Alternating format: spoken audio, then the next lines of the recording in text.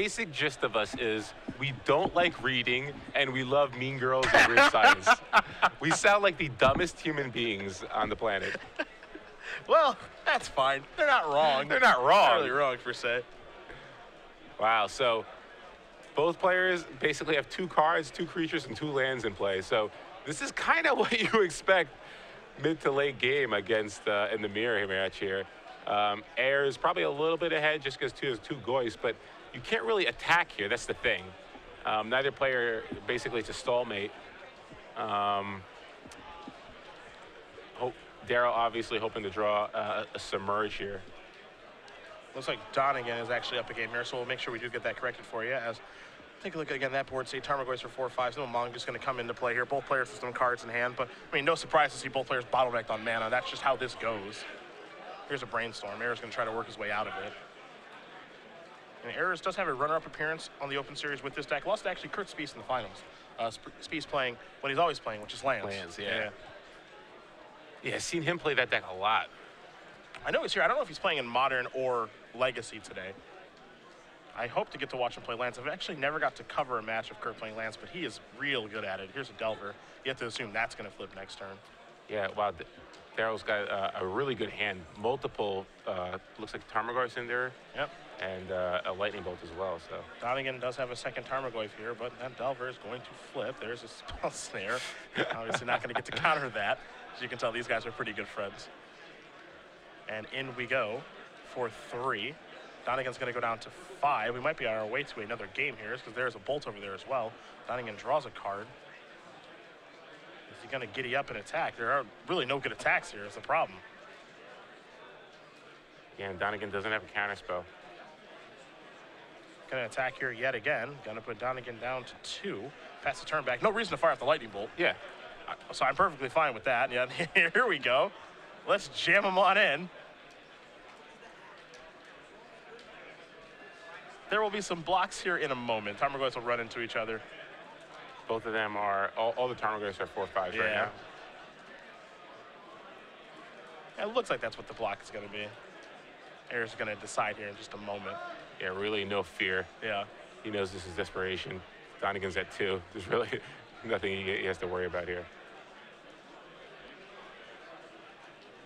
And he looks like he's going to block like this, so 7 damage is going to come across. Ayers is going to go down to 6. Go ahead and help that towards the bin. Going to pass the turn back. Ayers is going to draw. He will attack. This is not a Lightning Bolt, and we're going to play a 3rd game here between Daryl and Dylan. Rug Delver Mirror, as these guys, they always, I know they go to tournaments together and hang out, so this should be actually pretty entertaining. Who, my friend, what for you was the most fun person to play against that you would kind of do this back and forth with? Anybody? I know you're pretty serious at the table. Probably Kai. Really? Yeah, just because, like, he's so ridiculous. Like, well, one, I'm a huge Kai fan, so I was very intimidated. Well, I'll give you my classic Kai story. So, okay. My mother likes Kai Bude way more than she likes me, and the main reason is that when I first started playing Magic, my first Pro Tour was 2001, and it was Pro Tour New Orleans, and Kai had won that Pro Tour. And I told my mom, you know, you go to this website, you can watch the coverage, and you can see how I'm doing.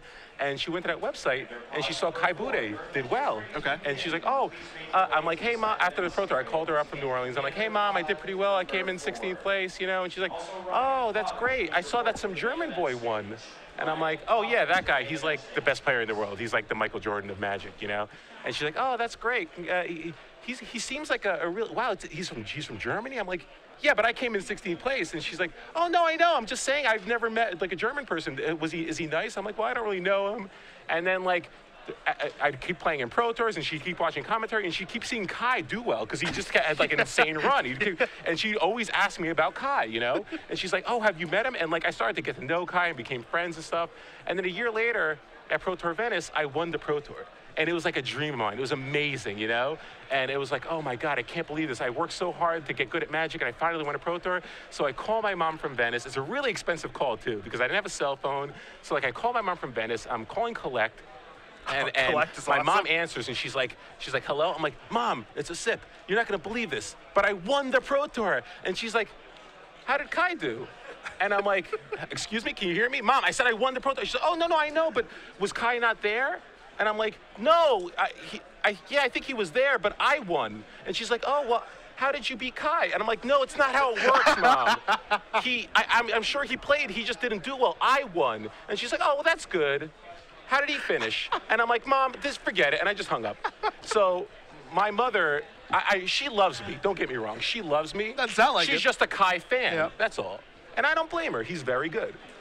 So and Kai and I became friends, and we you know, he came over to my house and tested together. But so he's fun to play against just because Germans like have a very awkward sense of humor. Their sense of humor is awesome, though. It's awesome because it's so bad. So you laugh, but for all the wrong reasons. Yeah. And like whenever Kai's trash talking you, it's so awkward, and like I just laugh all the time. So Kai's probably my favorite person to play against because we always goof around. We had a match at Pro Tour Theros that I wish was on camera. It was awesome because I was getting annihilated by him, and he was trash talking me and the awkward and the way that only a awkward German person could, you know. And it was awesome. So yeah, probably Kai Buda is my favorite person to play against. All right, I can dig it. Trash talk. Trash talking can be fun in Magic. Obviously, when it's friendly, when it's playful, you know. Yeah, obviously, you don't want anything malicious, but like if two people know each other, like obviously Dylan and Daryl do. Like I kind of like that. You feel like you're just playing at your kitchen table again. Yeah, you know? yeah, that's what it reminds me of because that's how I grew up playing Magic. You know, me too. You're playing with your friends at your kitchen table, and you just come back to that. You know, nothing mean-spirited. You know? No, certainly not. You don't have to be a jerk. You can have to be a jerk. You can have playful banter. I need to meet your mom. Oh, you love my mom. I've heard a lot of stories about your mom. Your mom sounds awesome. She's ridiculous. Both players are going to take a look at 7. Ayers is going to keep, as will Donigan. It's time for a probe.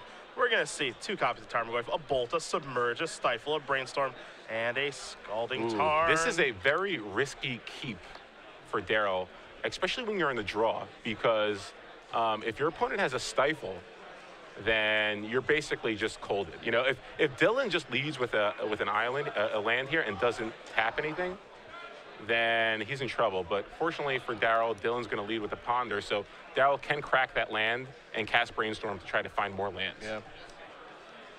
See if I mean, obviously Daryl's Stifle. We saw one in his hand. He's got 4 of them. Okay, Dylan has 4 too. Yeah, so it's one of those situations where you don't want to necessarily mulligan, but in this matchup, it's tricky because if Dylan just played Volcanic Island and passed, what does Daryl do? You know, he can't sack. He can't sack there. He has to wait. If he doesn't draw a land, he's in a tough spot. And this deck doesn't play that many lands. It plays basically 16 to 17 lands usually. Yeah. So.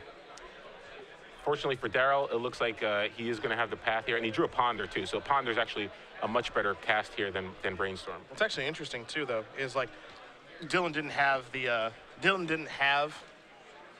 Stifle, but he has a Wasteland.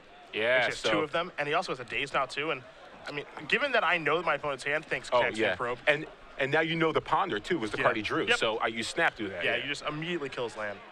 Can't do it fast enough. He's not even. He is not messing around. Yeah, your card's dead. I'm going to put you in top deck mode on turn 2. Yeah. Can't pass up the opportunity. And he's got it looks like he has another copy of Wasteland in his hand as well. Yeah. And now Dylan, unfortunately, does not draw land. Although Daryl doesn't have a land, but I don't think Dylan has any pressure. He doesn't have the Tarmogoyf or anything, so Daryl's got a little room to breathe here, but not much. Another Gitaxian Probe. Take a look at the grip. We know it's all spells. 2 Goyfs, Brainstorm, Submerge, Bolt, Stifle, and a Nimble Mongoose. And obviously Daryl's a little mana screwed here, but again, it just shows you how powerful Gitaxian Probe can be because Daryl knew because Dylan knew exactly what was in Daryl's hand, he was able to say, okay, I'm going to daze this and wasteland you because I know what you're going to do. So I'm going to make this path. And he might have done the same thing regardless, but I just think having perfect information in this format is just so huge. Scalding turns the draw. Will he fire it off? Yeah, this is a tough one. I think you're like almost in the situation now where like you can't try to play around Stifle. Especially when your opponent kept with Ponder. Well, like they may have found lands now. It's tough to say because Dylan doesn't really have any pressure. It's not like he's doing anything, you know? Yeah.